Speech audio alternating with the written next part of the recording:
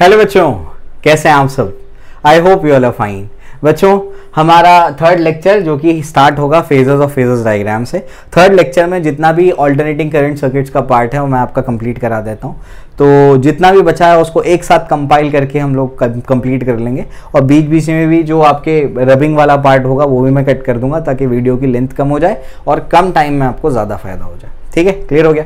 चलिए भाई, तो फेजेस के बारे में तो ऑलरेडी मैंने आप लोग को ऑसिलेशंस में एक अच्छा खासा लंबा लेक्चर दिया है, मैंने काफ़ी डिटेल में उसको समझा है। अभी मुझे क्या करना है, अभी मुझे आपको एग्जाम ओरिएंटेड पढ़ाना है, और सिर्फ पढ़ाऊंगा नहीं मैं, जैसे आपको हमेशा मैं पूरा चैप्टर याद करा देता हूँ लेक्चर के दौरान ही, पूरा का पूरा चैप्टर जितना बचा हुआ है पूरा याद करा दूंगा आपको मैं। ठीक है, बस मेरे साथ में बने रहिए। आइए मैं आपको समझाता हूँ, उतनी चीज़ें बता देता हूँ जितनी नीट सीईटी बोर्ड्स में आपको जेईई मेंस तक में आपको काम आ जाए, उतना काम आपका बन जाएगा इससे। तो फेजर्स क्या है सबसे पहले वो समझते हैं। फेजर्स रोटेटिंग वेक्टर्स होते हैं बच्चों। क्या होते हैं फेजर्स? फेजर्स जो होते हैं वो होते हैं रोटेटिंग वेक्टर्स। कोई भी क्वांटिटी जो साइनोसॉइडली वेरी कर रही है। साइनोसॉइडली वेरी करने का मतलब क्या है? साइनोसॉइडली वेरी करने का मतलब है उसकी इक्वेशन में, आसान भाषा में, उसकी इक्वेशन में साइन या कोसाइन का फंक्शन आ रहा है, उसको क्या बोलते हैं? वो साइनोसॉइडली वेरी कर रही है। समझ में आ गया? जैसे कोई पार्टिकल है जो एसएचएम परफॉर्म करता है तो उसका डिस्प्लेसमेंट का इक्वेशन क्या लिख सकते हैं आप? x equals to a sin omega t या x equals to a cos omega t. तो ये दोनों के दोनों क्या है? साइनोसॉइडल फंक्शन है, क्योंकि साइन को कॉस में, कॉस को साइन में कन्वर्ट किया जा सकता है।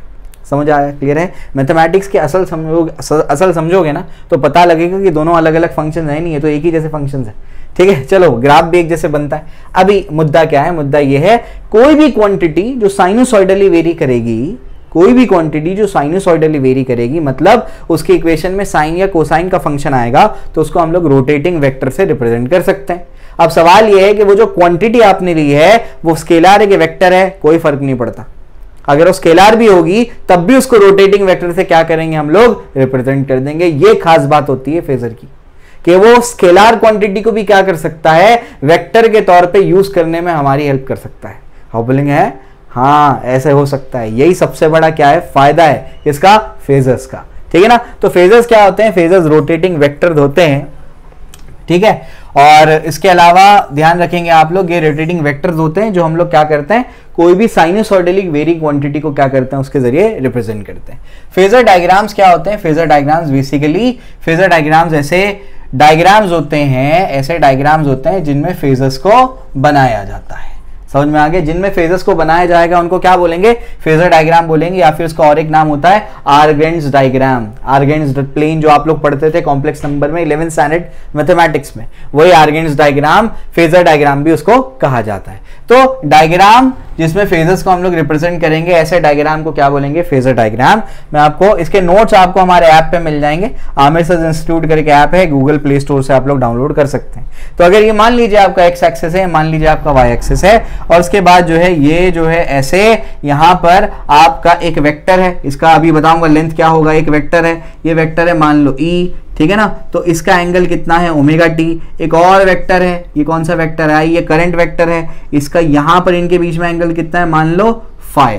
समझ में आ गया? तो ये क्या है? बेसिकली एक फेजर डायग्राम है जिसमें मैंने क्या कर दिया, ईएमएफ जो कि एक स्केलर क्वांटिटी है, करंट जो कि एक स्केलर क्वांटिटी है, दोनों को रोटेटिंग वेक्टर के तौर पे मैंने क्या कर दिया? रिप्रेजेंट कर दिया। क्यों कर दिया? क्योंकि दोनों के दोनों का इक्वेशन का फॉर्मेट क्या है बताइए?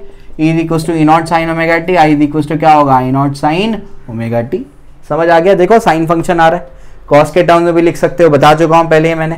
तो कोई भी क्वांटिटी जो साइन या कोसाइन के टर्म्स में लिखी जा सकती है उसको हम लोग क्या बोलते हैं? उसको हम लोग बोलते हैं वो साइनोसॉइडली वेरी कर रही है। और अगर वो साइनोसॉइडली वेरी कर रही है तो हम लोग उसको रोटेटिंग वेक्टर के तौर पे रिप्रेजेंट कर सकते हैं, जिसको हम लोग क्या बोलते हैं? फेजर्स। और जिस डायग्राम में वो फेजर्स को बनाया जाएगा उसको क्या बोलेंगे? Phasor diagram. तो ये रोटेटिंग वेक्टर जो है, ये जो आपके रोटेटिंग वेक्टर हैं, क्या है? फेजर्स है। और ये पूरा का पूरा डायग्राम क्या है? Phasor diagram.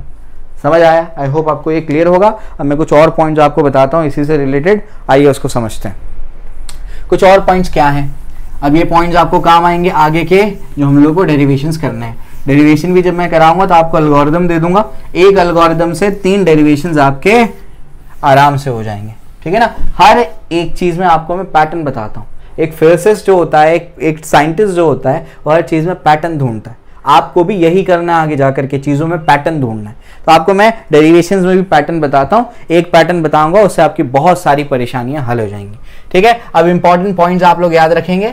इसके एग्जैक्ट डेफिनेशन जो है फेजर और फेजर डायग्राम के, वो आपको नोट्स में मिल जाएंगे, आप लोग लिख सकते हैं उसको।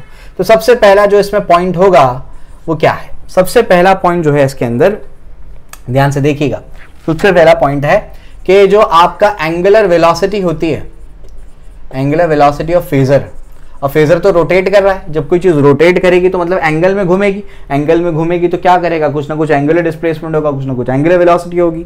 तो जो उसकी एंगुलर वेलोसिटी होगी फेजर की, वो इक्वल टू होगी एंगुलर फ्रीक्वेंसी ऑफ करंट या फिर ईएमएफ।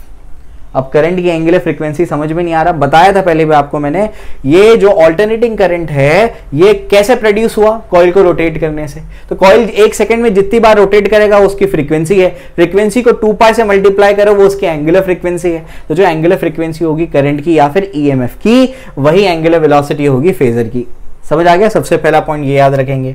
उसके बाद length of the vector, length of the vector मतलब फेजर, जो आपका रोटेटिंग वेक्टर है उसका जो लेंथ होगा वो कितना होगा, जो पीक वैल्यू होगा करंट का या ईएमएफ का, उतना उसकी लेंथ होना चाहिए, ध्यान रखिएगा। तो it is equal to peak value of I या फिर ई। समझ आया? ठीक। इसके बाद ये सेकेंड पॉइंट है। थर्ड पॉइंट क्या होगा? थर्ड पॉइंट हमारा ये होगा, लेट मैं आपको एक चीज आइडिया के लिए देता हूं, E इज इक्वल्स टू आपके पास है E not sine omega t, and I is equals to क्या आपके पास I not sine omega t plus five. तो यहां पर देख के क्या समझ में आ रहा है, फेजर बेसिकली क्या है, रोटेटिंग वेक्टर है जो कि प्रॉपर एंगल बताता है किन के बीच में, वोल्टेज और करंट के बीच में। तो देखो यहां पर ईएमएफ का एंगल कितना है, ओमेगा टी, और यहां पर करंट का एंगल कितना है, ओमेगा टी प्लस फाइव। मतलब क्या है? मतलब ये है कि आपका जो ईएमएफ है अगर उसका एंगल ओमेगा टी है, करंट का angle omega t plus five, मतलब उससे कुछ ना कुछ ज्यादा है वो। जैसे अगर ये 30 है तो वो 30 प्लस 5 है। समझ आके तो बताओ कौन आगे कौन पीछे? करंट का एंगल ज्यादा है तो हम लोग यहां पर ऐसे बोलेंगे, हम लोग बोलेंगे I लीड्स E बाय 5, ठीक है ना, और ऐसे बोलेंगे E लैग्स I बाय 5। समझा? क्लियर हो गया? तो एंगल देख करके आप बता सकते हैं कि कौन लीड कर रहा है कौन लैग कर रहा है। अब ये सब आगे काम आएगा इसलिए बता रहा हूं आप लोगों को मैं सारी चीजें। ये क्लियर हो गया होगा। अब इसके बाद और पॉइंट्स बताता हूं मैं। और पॉइंट्स क्या है, आइए उसको देखते हैं।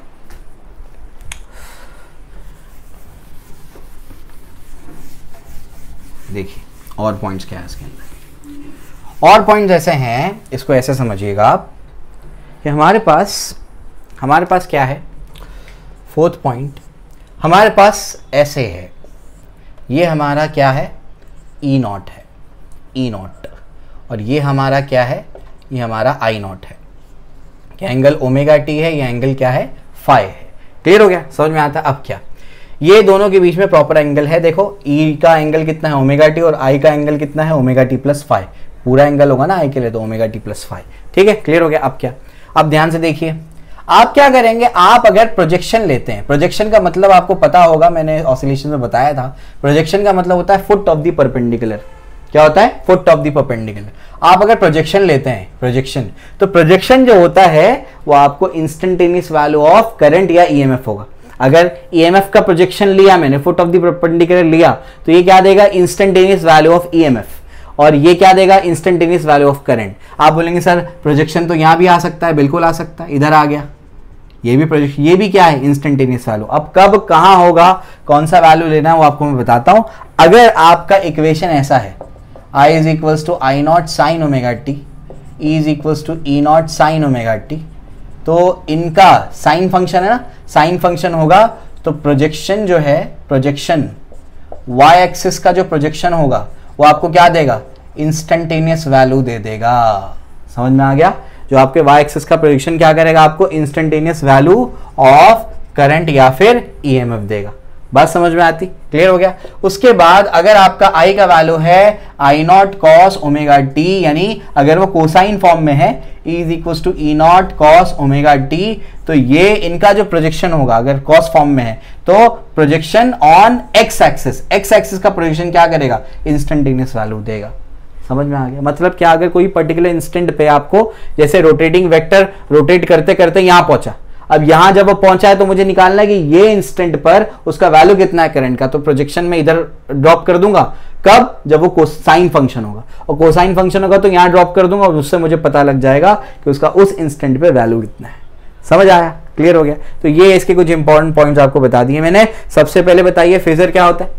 फेजर रोटेटिंग वेक्टर होता है जो साइनसॉइडली वेरिंग क्वांटिटी को रिप्रेजेंट करता है। साइनसॉइडली वेरिंग क्वांटिटी मतलब जिनकी इक्वेशन में साइन या कोसाइन फंक्शन आ रहा है। उसके बाद फेजर डायग्राम क्या होता है? जिस डायग्राम में हम फेजर बनाते हैं उसको क्या बोलते हैं? फेजर डायग्राम बोलते हैं। उसके बाद angular velocity of the phasor क्या होगा? जो एंगुलर फ्रीक्वेंसी ऑफ करंट या ईएमएफ होगा। उसके बाद पी, जो आपका लेंथ ऑफ द वेक्टर क्या होगा? जो पीक वैल्यू ऑफ ईएमएफ या आपका करंट होगा। समझ में आता है? उसके बाद कौन लीड करेगा कौन लैग करेगा वो आपको मैंने समझा दिया। और आपका जो फेजर डायग्राम में प्रोजेक्शन होगा, चाहे वो y एक्सिस पे हो या x एक्सिस पे हो, वो आपको क्या देगा? इंस्टेंटेनियस वैल्यू देगा। y एक्सिस पे प्रोजेक्शन कब लेना है?